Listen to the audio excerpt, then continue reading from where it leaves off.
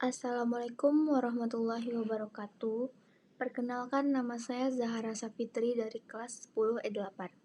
Saya akan menjelaskan tugas informatika mengenai algoritma.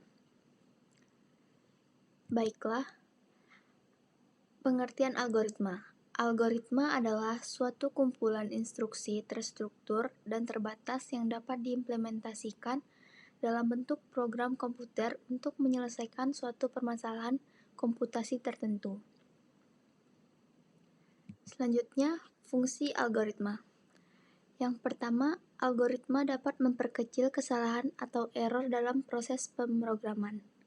Yang kedua, membantu pengembang program mencari kesalahan atau error dari program yang sudah dibuat sebelumnya.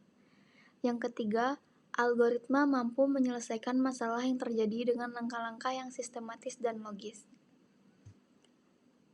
Berikutnya, jenis-jenis algoritma. Yang pertama, diagram alir.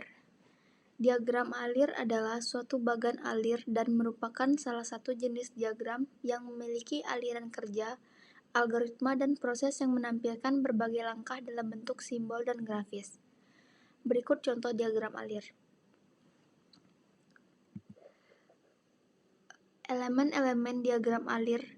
Yang pertama, terminator, berfungsi sebagai permulaan dan akhir program. Yang kedua, garis alir atau flow line, berfungsi sebagai arah aliran program. Yang ketiga, preparation, yang berfungsi sebagai proses inisialisasi atau pemberian harga awal. Yang keempat, proses, berfungsi sebagai proses penghitungan atau proses pengolahan data. Yang kelima, input atau output data, berfungsi sebagai proses input atau output data, parameter informasi.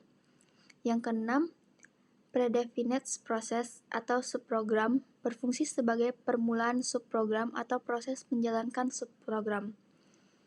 Yang ketujuh, decisions, berfungsi sebagai perbandingan dan pernyataan penyeleksian data yang memberikan pilihan untuk langkah selanjutnya.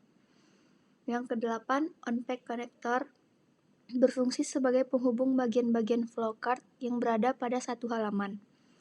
Yang kesembilan, off-pack connector, berfungsi sebagai penghubung bagian-bagian flowchart yang berada pada halaman berbeda. Selanjutnya, pseudocode atau kode semu adalah sebuah teknik atau gaya dalam menulis kode pemrograman secara sederhana.